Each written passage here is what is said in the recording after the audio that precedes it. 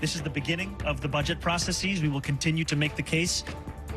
Facing a projected $12 billion budget gap for the city this year, Mayor Mamdani is placing blame on the Adams administration for mismanaging finances. I lived there for 12 years. I think every mayor should live there.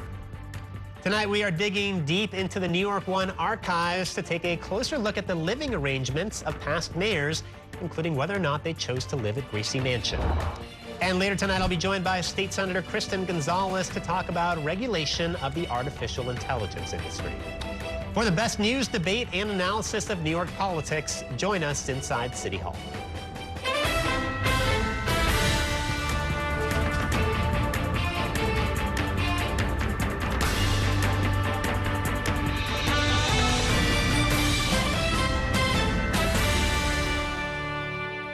Good evening and welcome to Inside City Hall for Friday, January 16th, 2026. I'm Bobby Kuza. It was a mixed bag of wins and losses for Mayor Mamdani today as he faces financial headwinds and looks to continue his fight for tenant rights. Our Kelly Mena joins me now with more on tonight's top story. Good evening, Kelly. Good evening, Bobby. And you can't win them all, but Mayor Mamdani is learning that slowly but surely. Only 16 days into office, and he's already facing some major challenges and even some losses. We cannot have it such that a New Yorker would go to sleep on a Friday and wonder if on a Saturday their basic services will be in doubt. The city's coffers are facing some serious troubles. According to a report from new city comptroller Mark Levine, the city's facing an over $12 billion budget gap over the next 2 fiscal years starting in July. The comptroller and the mayor laid the blame on mismanagement by former administrations. It is a reflection of the budget practices of the previous administration, which just underestimated expenses and pushed them into the future. And now we're really paying the price.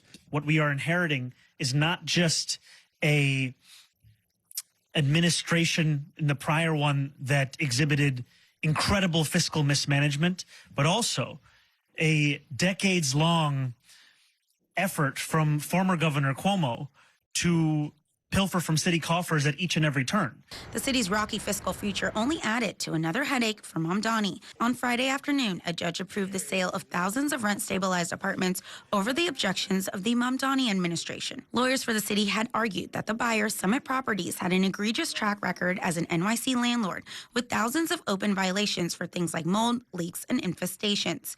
Despite the pushback, Summit Properties was able to purchase the units as part of a 93-building portfolio for $451 million. The ruling handed Mamdani and his administration a blow to one of their top campaigns. In a statement, Sia Weaver, the director of the mayor's office to protect tenants, said, "This decision does not mark the end of scrutiny on the Pinnacle Group or Summit Properties. The city of New York is going to continue to hold both landlords accountable to the law, support the union of Pinnacle tenants, and work to protect all of New York's tenants in their fight for dignified, safe, and affordable housing."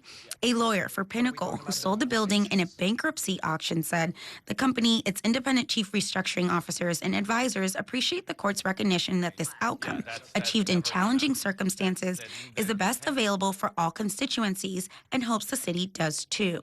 The ruling came down just as the mayor was announcing a win for a different group of tenants. We today are announcing a multi-million-dollar settlement with this landlord to actually rectify these violations. As part of the over $2 million settlement, A&E Real Estate will need to address the hazardous conditions across 14 buildings. If a landlord cannot get to that settlement, continues to operate outside of the law, then we will hold them to account in additional ways. We will be very clear. Safe, livable housing is not a luxury. It is not a favor. It is an absolute right. And some of the tenants that were at that event earlier congratulated and thanked the mayor for putting their priorities first. They said that this lawsuit started many years ago when a tenant died in the building after an elevator stopped working, Bobby. Well, it's interesting because on the one hand, you have the mayor blaming the Adams administration for these budget issues.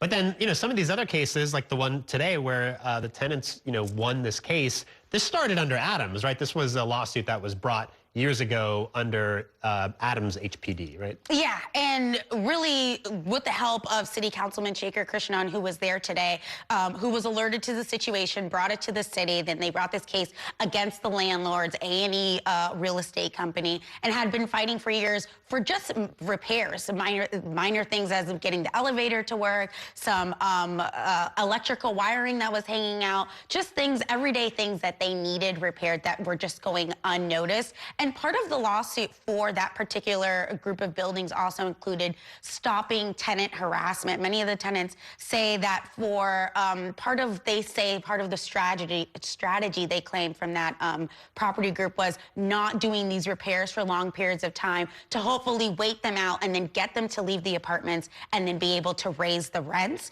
And so that was also part of the strategy with that lawsuit, was get these repairs done as quickly as possible and also keep people in these rent stabilized apartments, because we cannot forget that Mayor Mamdani's #1 campaign promise is this affordability and making sure that people can stay in apartments that they can afford. So these budget gaps that we were hearing about today from the new comptroller, I mean, we're talking about billions of dollars, and not in the out years. This is the current budget. So, I mean, these are real budget cuts that might be coming down the pike sooner than later. Yeah, and you know, the comptroller, when I asked him, is he in support of maybe taxes? Is he thinking that there's going to have to be some budget cuts coming from the mayor's office? He didn't go one way or the other, but he did say that there are challenges and some serious questions and reviews that need to be made. He said that he's having conversations with the Mandani administration about it. I tried to ask the mayor if he's looking at potential budget cuts coming up. He didn't answer my question. But, you know, it's not just these budget cuts already, or this budget gap that the city's already facing from previous under budgeting, but it's also what could potentially change with this with Trump in office and these federal funding cuts that the city could potentially see starting February 1st. That is not going into account at all. So it's all of these things kind of coalescing at once. The mayor's preliminary budget isn't due until February 17th. So that's when we'll see where exactly his priorities lie. Did he have to cut programming in certain places? And was he able to find some efficiencies? This is the mayor's first budget process here in the city, so it's going to be interesting how he navigates it. And it looks like there may have to be some raising of taxes. How that happens, it's unclear as of right now. February 17th is right around the corner, so he's got some work to do pretty quick. All right, Kelly Mena, thank you so much for that report. Also this evening, 15,000 private nurses are currently still out on the picket line. It is the largest nurses strike in city history and is now in its 5th day. The nurses union met earlier today with mediators and management at 3 Mount Sinai hospitals.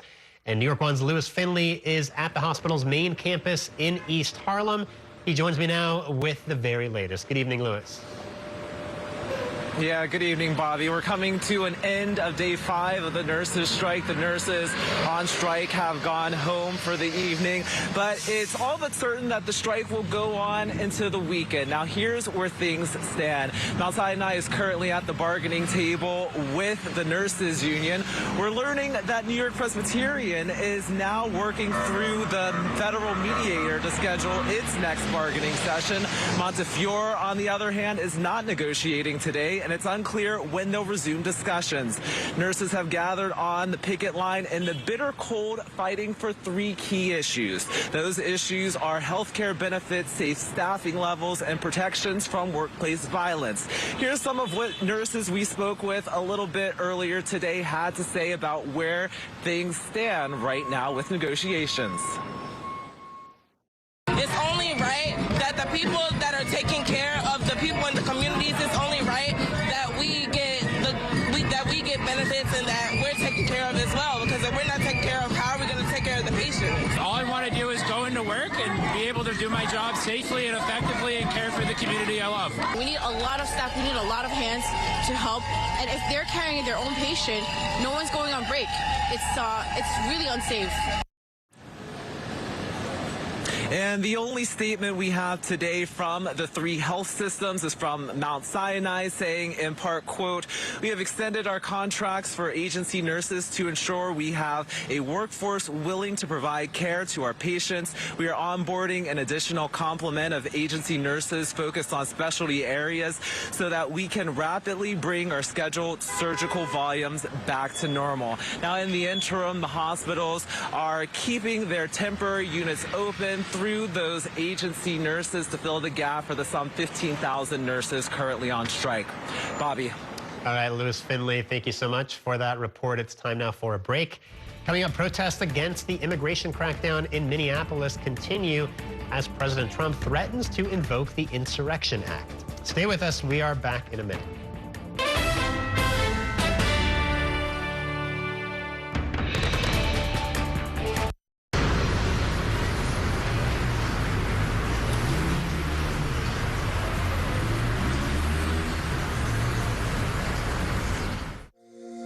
Every day tells a new story. At Mornings on One, we're dedicated to bringing you the stories that matter most to start your day.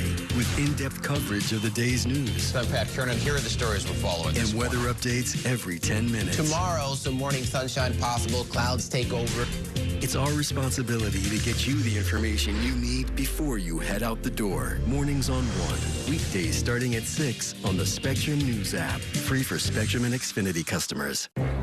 Spectrum TV, isn't that only live TV? No, it's only all my favorite streaming apps with live TV. Okay. It's only all included at no extra cost. And that's the magic of math. Will this be on the test? Sure. Why not? It's only one simple payment for all our TV. We gotta simplify and win. Winning is equally important. If not, more so. Yeah! Only Spectrum TV, fixed TV. I'm Sandra, this is Jorge, and we were adopted in 2019. I remember when they first came to us, Michael was already a teenager.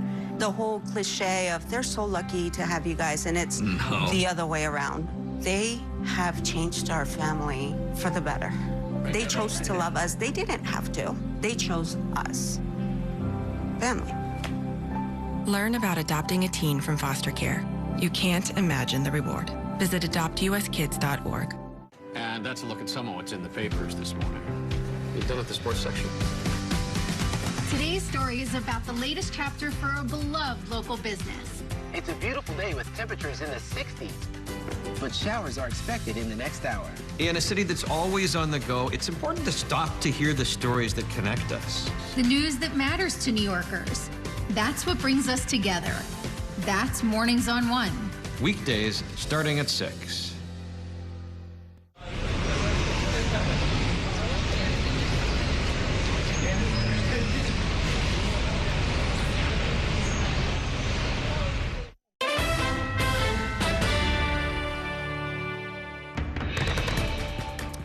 Welcome back to Inside City Hall. Protests in Minneapolis against immigration and customs enforcement are stretching into the weekend as the American Civil Liberties Union heads to court, accusing ICE officers of stopping and detaining people based only on their race and ethnicity.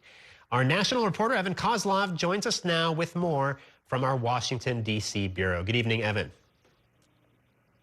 Well, Bobby, we've been monitoring the feeds all day just to see what's happening there in Minneapolis, and there have been some moments of real tension with protesters yelling at what's growing to be a really sizable number of police, and the real focal point has been at the staging ground for ICE operations at a federal building. Take a look. In snowy Minneapolis, a surge of federal officers on Friday are guarding the Whipple Federal Building. This has become the epicenter of protests against immigration enforcement officers, as well as their controversial tactics. The Department of Homeland Security says at least 12 people were arrested Thursday night for assaulting law enforcement. On Friday, President Donald Trump blamed the protest on, quote, troublemakers, agitators, and insurrectionists.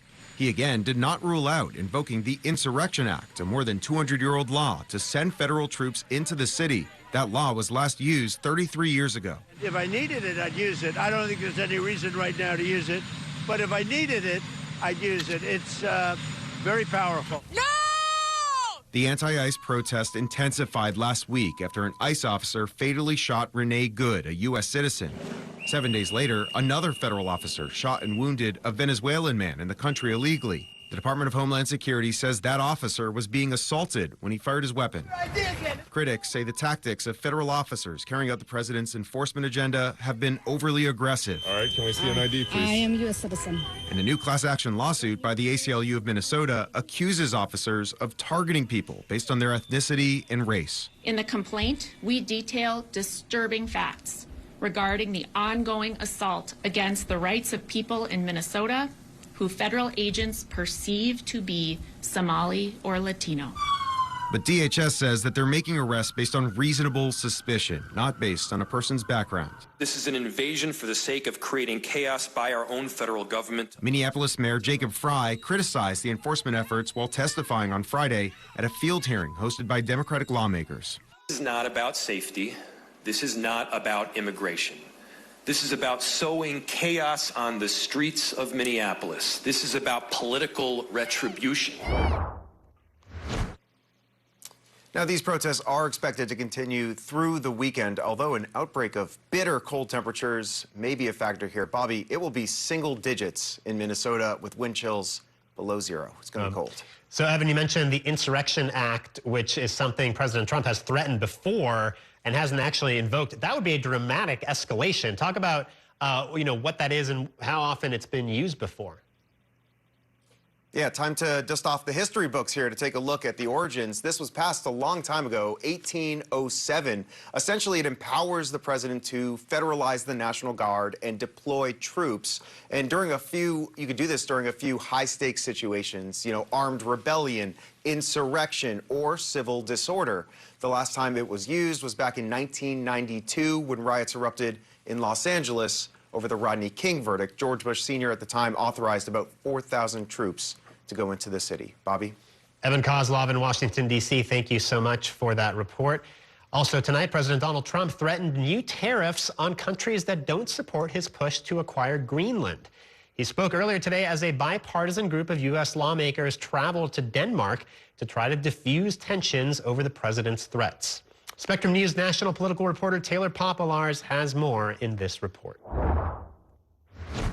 At an event about rural health care, President Donald Trump raised eyebrows Friday by presenting a new idea to pressure allies to support his goal of taking over Greenland. I may put a tariff on countries if they don't go along with Greenland, because we need Greenland for national security, so I may do that. It's the latest example of the temperature rising over the president's preoccupation with the Arctic island that is a semi-autonomous territory of Denmark's.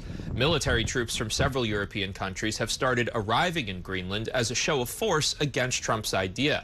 Several Democratic and Republican members of Congress were in Copenhagen Friday to reassure Danish officials they oppose a U.S. acquisition of Greenland. And to go back to the United States and share those perspectives so that we can lower the temperature and have a more constructive dialogue about the best path forward. And share this message from America. The vast majority, some 75%, will say, we do not think that that is a good idea. This senator from Alaska does not think it is a good idea. The U.S. already has a military base in Greenland, and Greenlandic officials support it. But President Trump insists owning the territory is vital to national security. Even some of Trump's closest GOP allies are struggling to get on board. It's an intriguing idea. I'm still processing it, but we'll see what happens. The foreign ministers of Greenland and Denmark came to Washington this week to meet with Vice President J.D. Vance and Secretary of State Marco Rubio. The Danish foreign minister said there was a fundamental disagreement over the president's goals, but the two sides agreed to form a working group to continue a dialogue. Reporting at the White House, Taylor Popolars, Spectrum News. It is time now for a break. Coming up with Mayor Mamdani officially moving into Gracie Mansion this week. We will take a closer look into the history of past mayors who did or did not spend their nights in Gracie Mansion. Stay with us.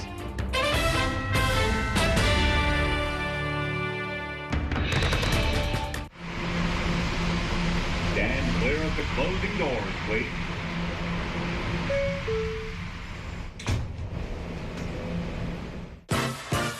There's nothing quite like the feeling of going to the theater. Onstage celebrates that excitement every week by taking you behind the scenes with the latest news and in-depth interviews of the hottest shows on and off Broadway. So grab a seat, because this is a show you won't want to miss.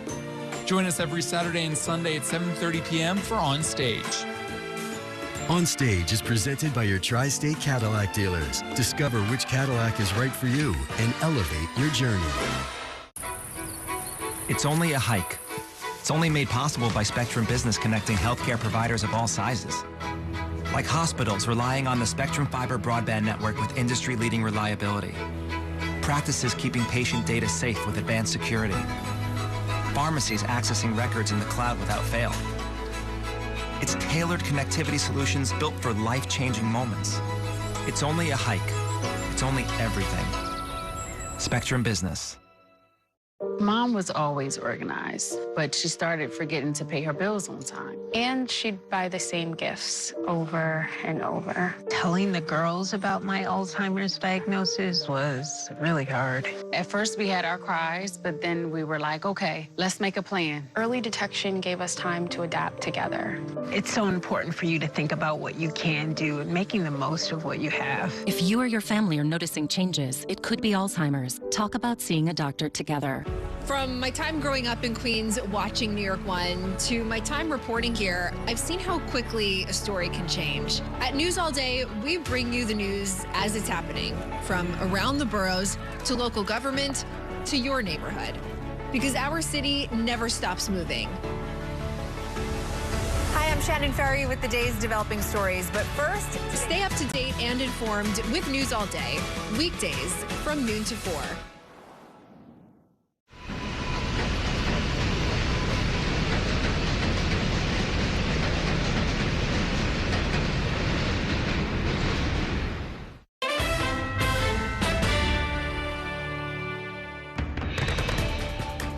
Welcome back to Inside City Hall. Tonight we are introducing a new segment we're calling Flashback Friday, a dive into the New York One archives.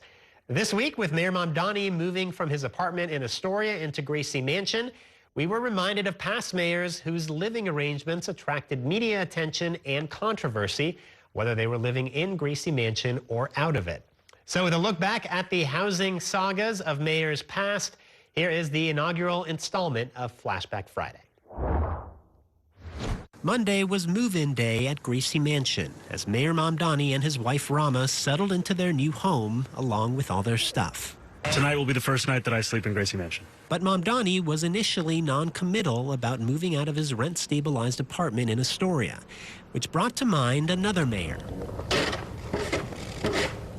After he was first elected in 2013, Bill de Blasio was reluctant to leave behind his Park Slope row house and some of his cherished neighborhood haunts, like Colson Patisserie, where he'd get coffee and pastries, sometimes before hitting the gym at the nearby YMCA. Eat the croissant, then I go work off the croissant. Before he moved to Gracie, a series of snowstorms meant the mayor had to shovel his own sidewalk again and again, as required by law. This is heavy snow today, Bobby. I'm getting my workout here. I went to the gym first. That was not a good idea. Almost 8 months after taking office, de Blasio and his family finally packed up and, in a rich New York tradition, left their unwanted stuff on the sidewalk for the taking. The mayor himself would then help unload their things at the new place. Another mayor, Rudy Giuliani, also moved in with his wife and kids, but later moved out of Gracie during a messy public split with wife Donna Hanover, who held a news conference outside Gracie Mansion accusing him of infidelity.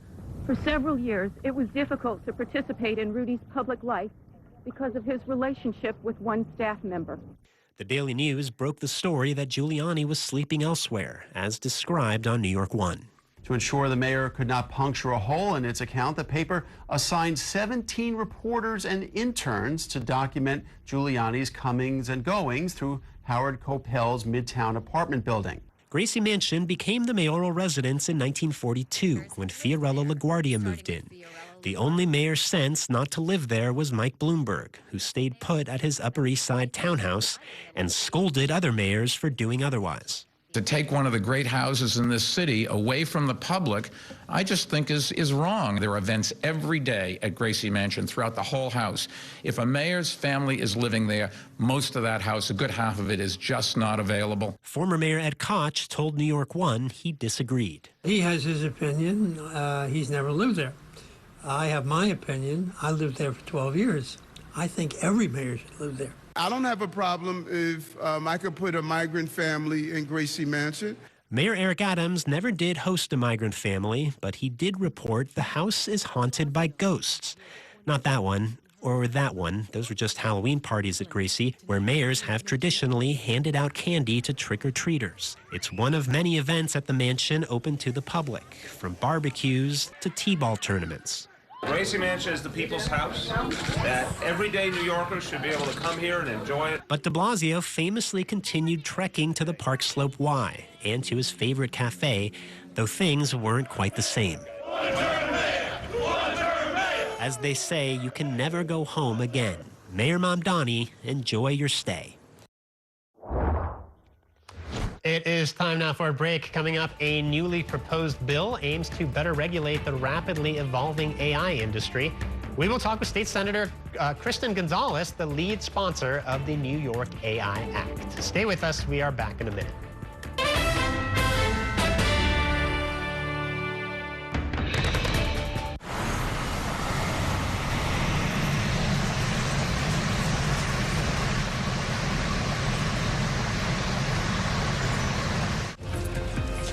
My time at New York One has shown me that in the city that never sleeps, the news never stops. So as the day winds down, turn to the rush hour. Good afternoon, I'm Monica Burke. To catch up on the stories that matter across the 5 boroughs, with in-depth interviews from the city's newsmakers, plus the latest forecast. Catching you up with today, preparing you for tomorrow. Right here on the Rush Hour. Weekdays from 4 to 7 p.m. It's only a slice.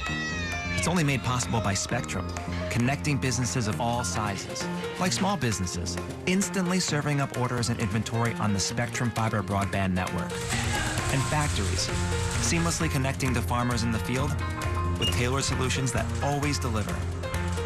It's only a slice. It's only everything. Get your business free fiber-powered internet forever. Call to find out how. I'm Chris Jakomick. I served in the United States Air Force, and I deployed 3 times.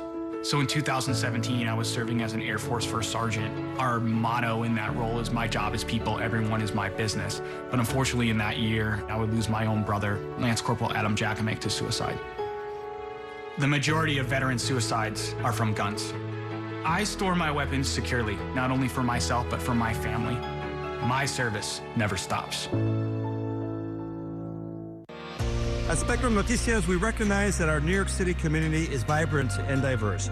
Spectrum Noticias delivers balanced coverage of the stories that matter in our communities and across the country. Our journalists are based in the neighborhoods we cover, ensuring you get in-depth reporting on what's happening in the places we call home. So join us at Spectrum Noticias. We're always on, always there for you. Now available on your TV. Check your local listings. Also available on the Spectrum News app.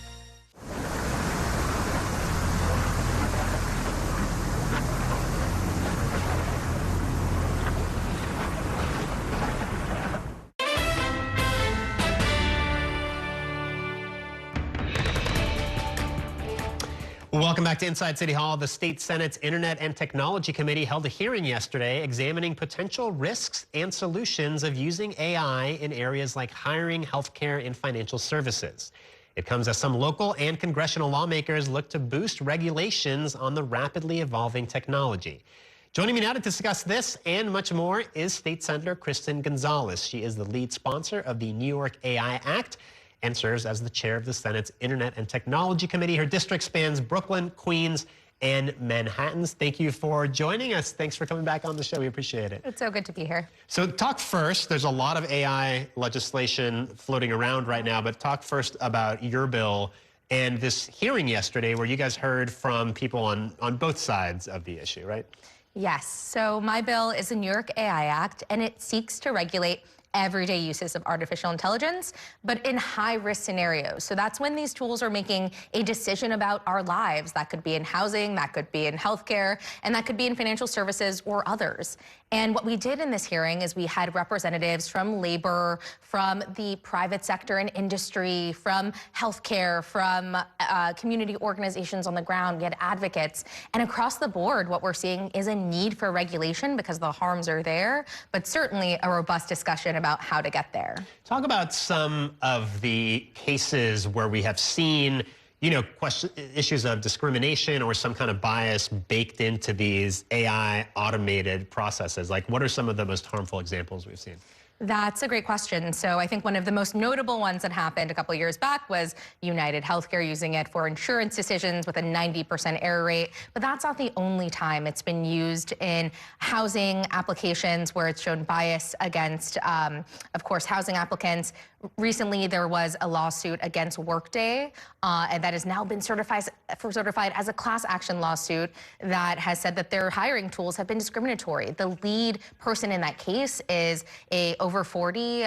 They are a Black American and also deaf, and they've received not only hundreds of rejections, but they've received it with expediency faster than any human could have reviewed their resume. So there are real life impacts when we're fully automating these decisions. And not only are those real life impacts pervasive across industries, but we're also seeing that it's happening disproportionately against marginalized groups, which is why we have to have a robust conversation around algorithmic bias and discrimination. So what you hear from the AI companies is that regulations like this are burdensome and that they restrict innovation, and that there's also in New York, for example, there's already anti-discrimination laws on the books to enforce these kinds of things. I mean, aren't those things true?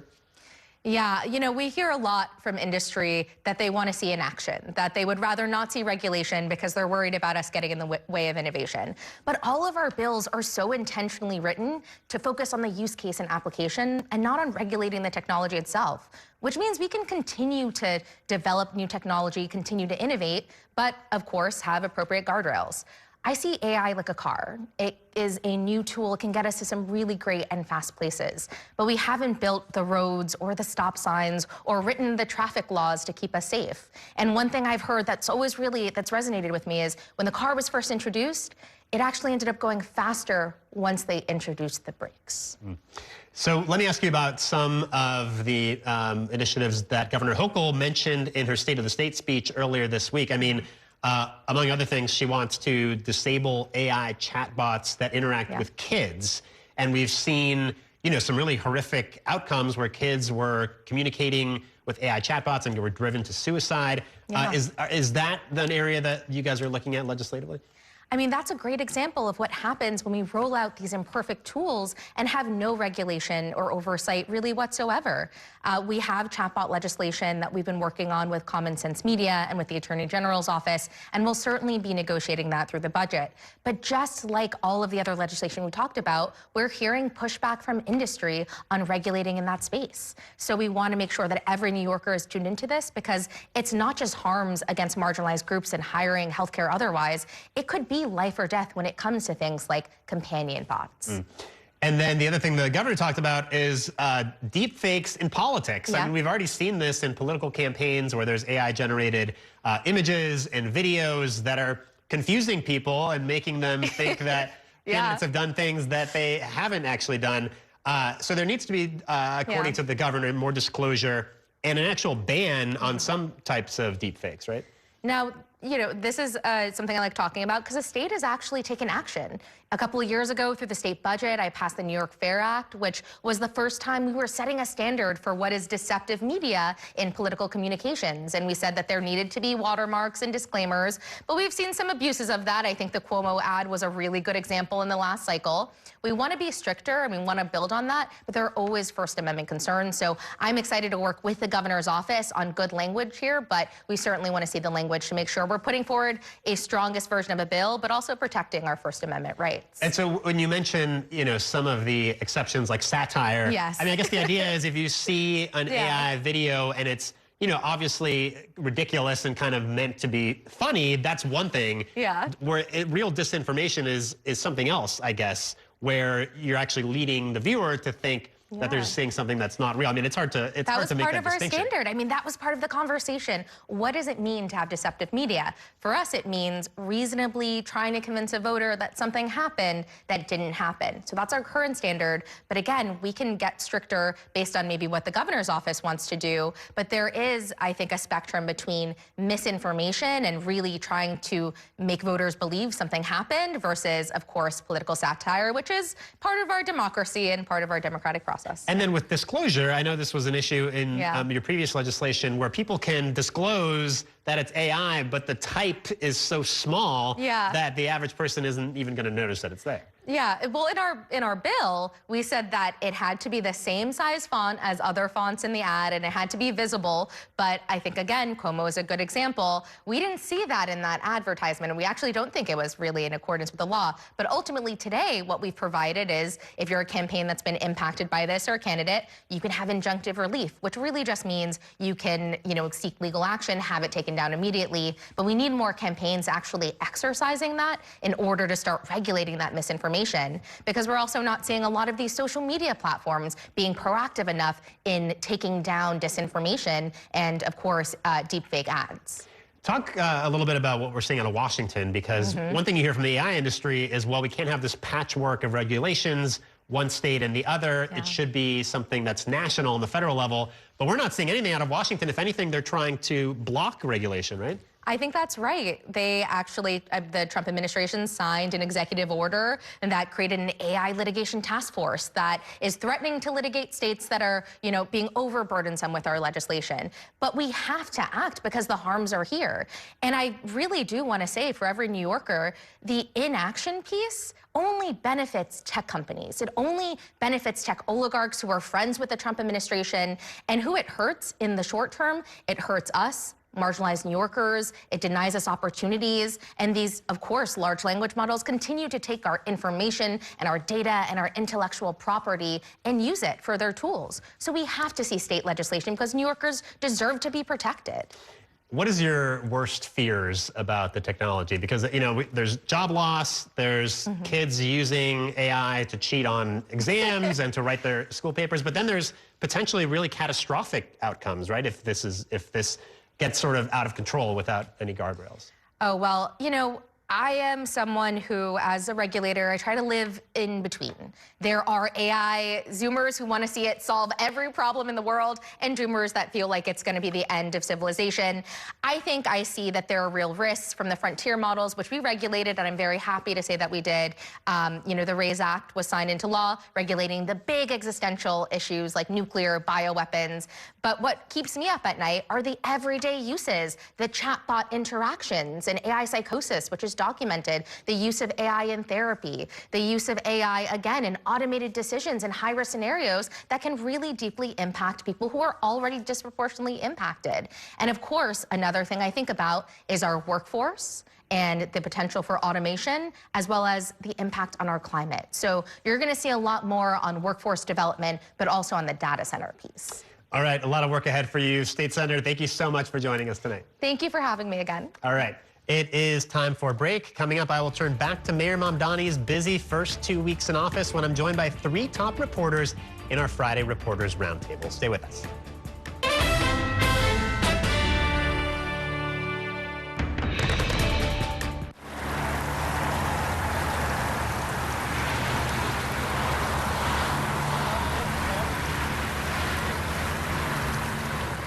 After 30 years of forecasting for New York, I've learned it takes a dedicated team to cover all the weather our city has to offer. As chief meteorologist at New York One, I'm honored to be able to help New Yorkers plan their day. Morning, noon, or night, our team is here to bring you accurate forecasts you can count on, from severe weather updates to our Weather on the Ones. Watch the New York One weather experts with your Weather on the Ones on your TV and on the go with the Spectrum News app. Your entertainment the way you want it. With Spectrum TV, all these streaming apps are included at no extra cost. So you can watch anything. Movies, series, sports, reality, news. Here's a look at today's top stories. Exclusive originals. We await your orders. And even more of your favorites with live TV. Stream across your devices and enjoy anywhere. See you later. Get it all with Spectrum TV. I'm an ex-drug dealer, and I'll be your sub today.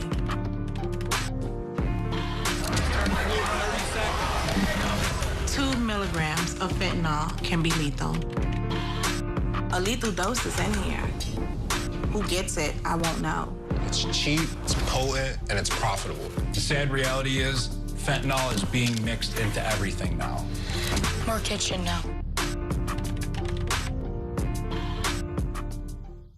My father was a New York City firefighter.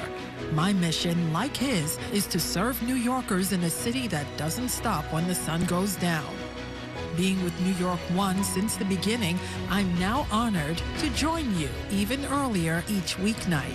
Starting at 8 with New York Tonight, we'll explore the latest news developments, followed by New York One at 10 to wrap up your day. So join me each weeknight starting at 8 right here on New York One.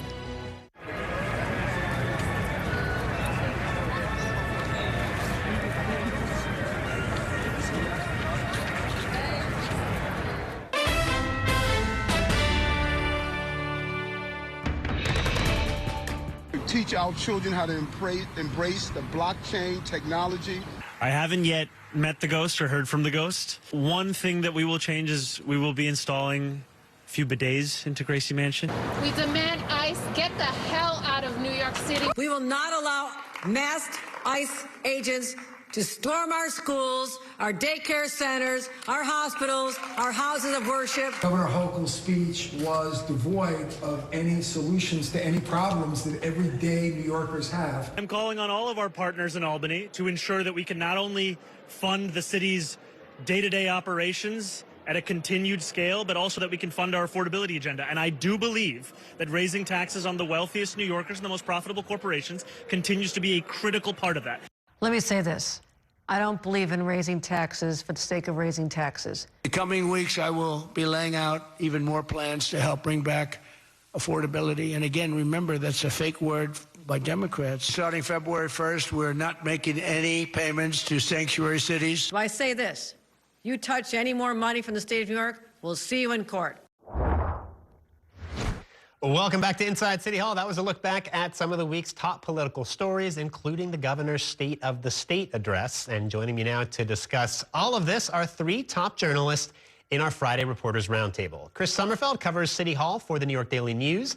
Annie McDonough is a senior City Hall reporter with City and State New York. And Clayton Guzza is the editor of Transit and Infrastructure at WNYC Gothamist. Thank you all for being here. So let's start with the State of the State, which is sort of the big event of the week. I mean, all eyes were on Kathy Hochul, especially among us in New York City, to see if she would show some love to Zohran Mamdani and his political priorities. We got some of that in the speech.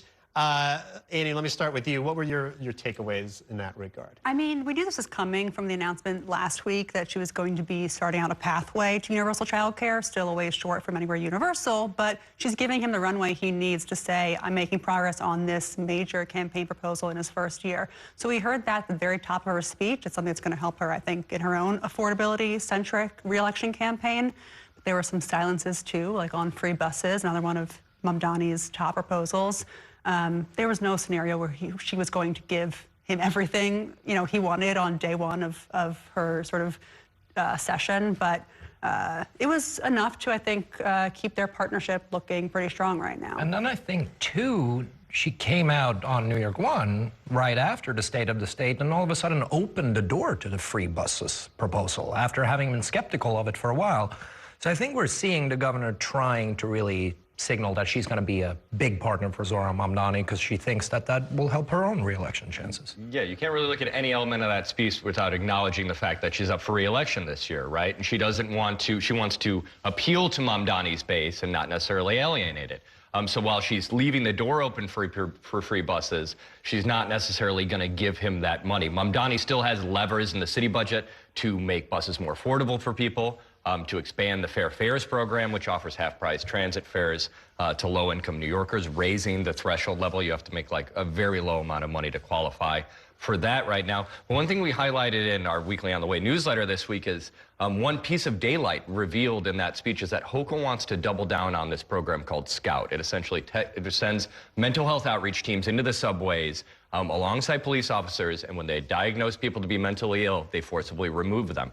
Mamdani has indicated he doesn't support police involvement in homeless outreach, and this program has been celebrated as highly effective for these, like, several hundred or couple thousand very specific cases cases of mental illness in the subway where they forcibly removed them. There is daylight there in terms of what Mamdani wants and what Hochul's doubling down on in this executive budget. And Clayton, you've covered transit for many years. She also talked about the 2nd Avenue subway and taking it in sort of a whole new direction across 125th Street, which is that's really kind of a pie in the sky. It's crosstown Harlem subway now, not necessarily a 2nd Avenue subway. So right now the MTAs, you know, they're funded, you know, pending some federal mishigas on federal funding, but they're extending it, the Q train, up from 96th Street and 2nd Avenue, up 2nd Avenue over to 125th and Lex, right?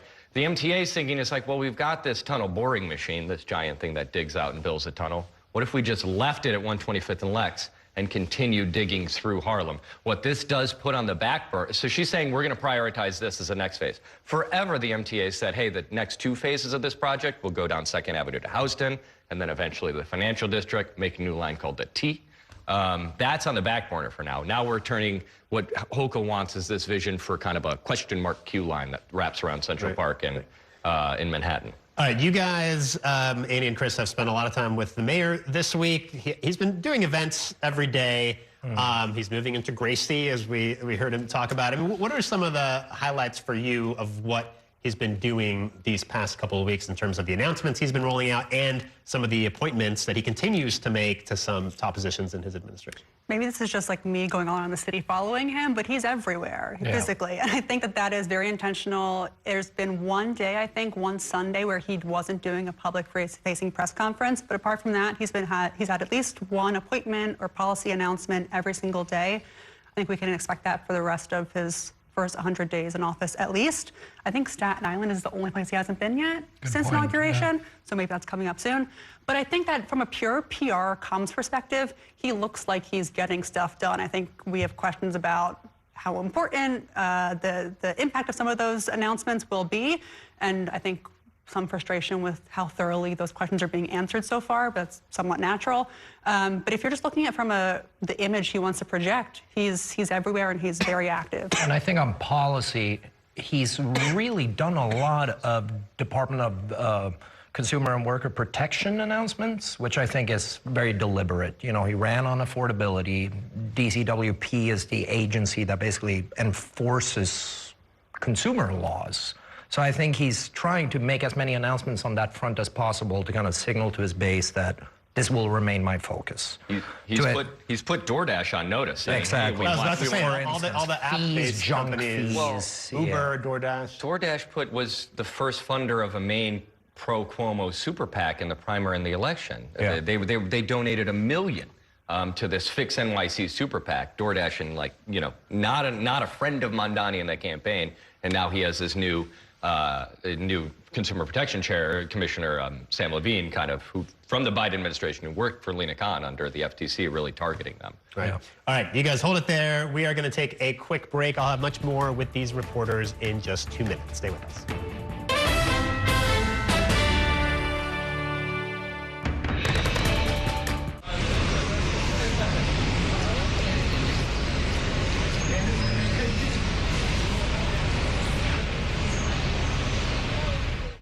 We have so many ways to stay connected.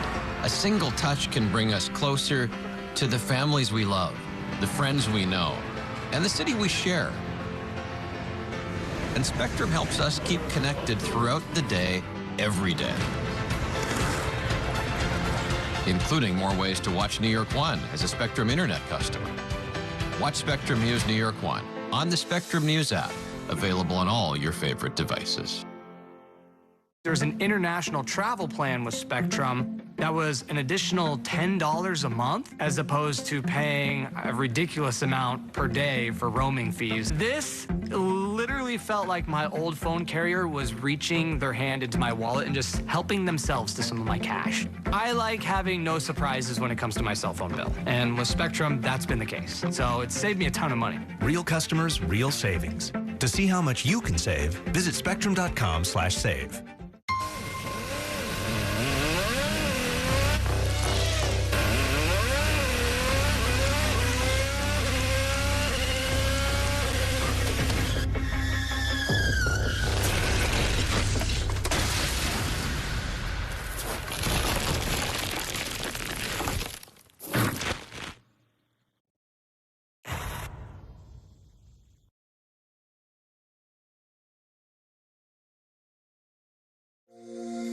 Every day tells a new story. At Mornings on One, we're dedicated to bringing you the stories that matter most to start your day. With in-depth coverage of the day's news. I'm Pat Kernan. Here are the stories we're following. And weather updates every 10 minutes. Tomorrow, some morning sunshine possible. Clouds take over. It's our responsibility to get you the information you need before you head out the door. Mornings on One. Weekdays starting at 6 on the Spectrum News app. Free for Spectrum and Xfinity customers. Stand clear of the closing doors, please.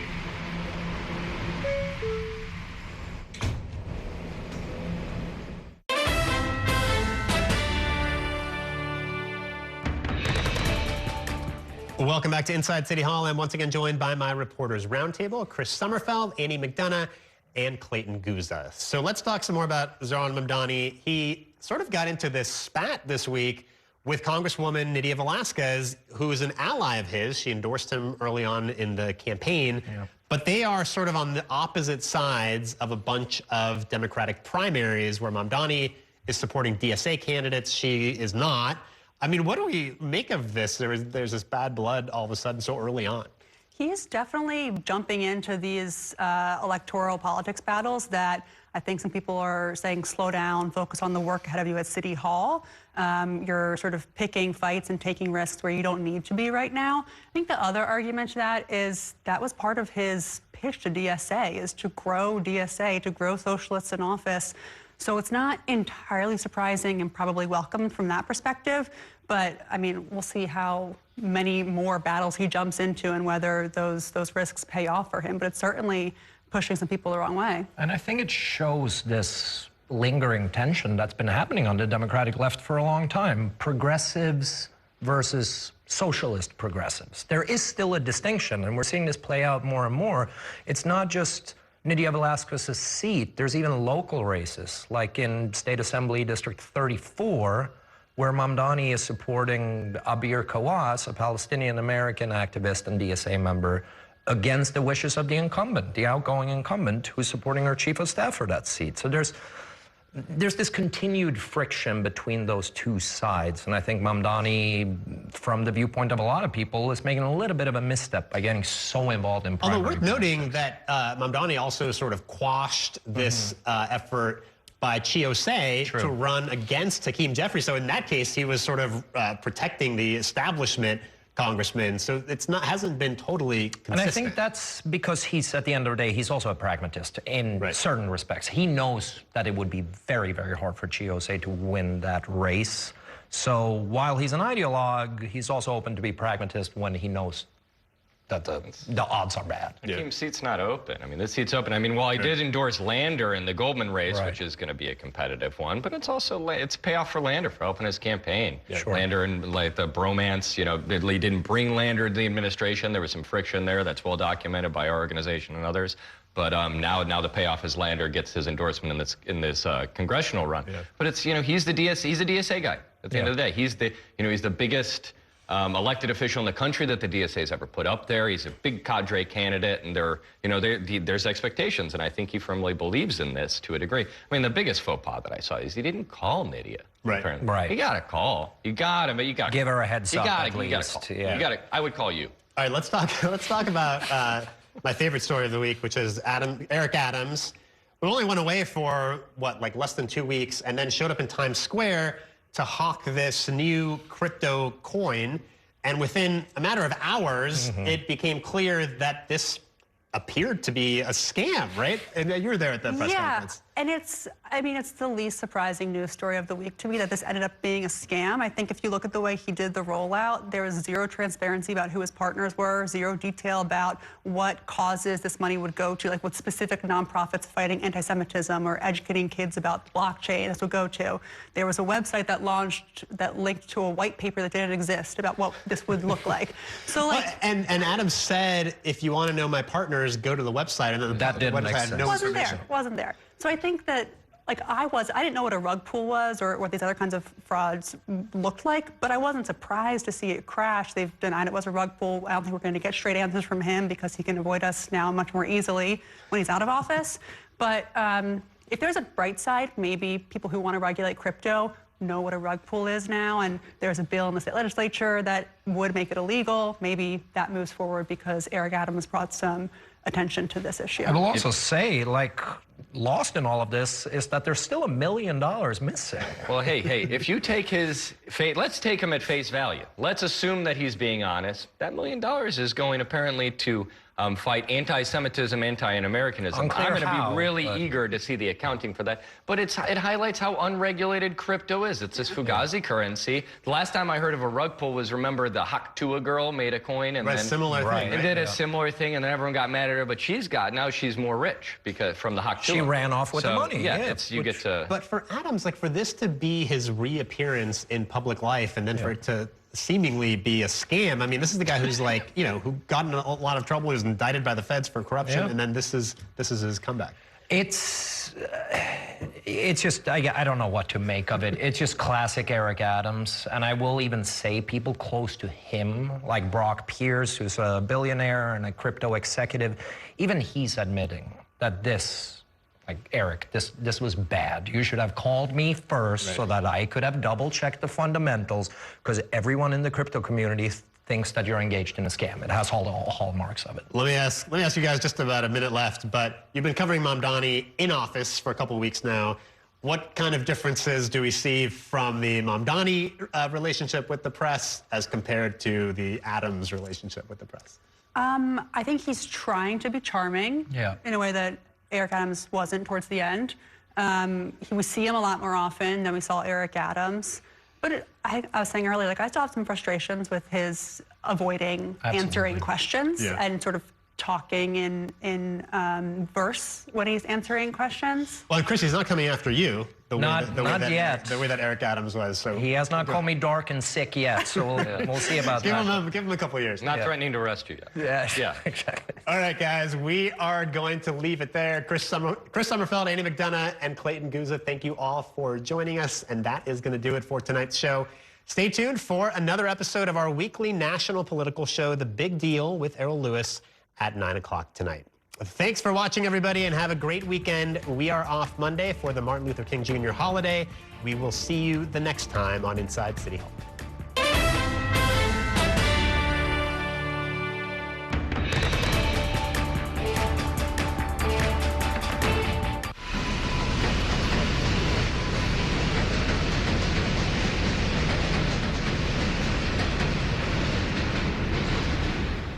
And that's a look at some of what's in the papers this morning. You've done at the sports section. Today's story is about the latest chapter for a beloved local business. It's a beautiful day with temperatures in the 60s, but showers are expected in the next hour. In a city that's always on the go, it's important to stop to hear the stories that connect us. The news that matters to New Yorkers. That's what brings us together. That's Mornings on One. Weekdays starting at 6. Your entertainment the way you want it. With Spectrum TV, all these streaming apps are included at no extra cost. So you can watch anything. Hey, brother. Be careful. Movies. I've got this condition where I don't feel pain. You're a superhero. No. Series. There was another murder in the building. Sports. Reality. Here's to a summer you'll never forget. News. Here's a look at today's top story. Exclusive originals. We await your orders. Even more of your favorites with live TV. Welcome into First Take. Stream across your devices and watch anywhere. At home or out and about. It's the entertainment experience you've been waiting for. Streaming apps included at no extra cost. Just got that, pal. Get a good look. With live TV and on demand. All together, all in one place for you to enjoy. It's whatever kind of adventure we want it to be. Get it all with Spectrum TV. There's nothing quite like the feeling of going to the theater. Onstage celebrates that excitement every week by taking you behind the scenes with the latest news and in-depth interviews of the hottest shows on and off Broadway. So grab a seat, because this is a show you won't want to miss. Join us every Saturday and Sunday at 7:30 p.m. for Onstage. On Stage is presented by your Tri-State Cadillac dealers. Discover which Cadillac is right for you and elevate your journey.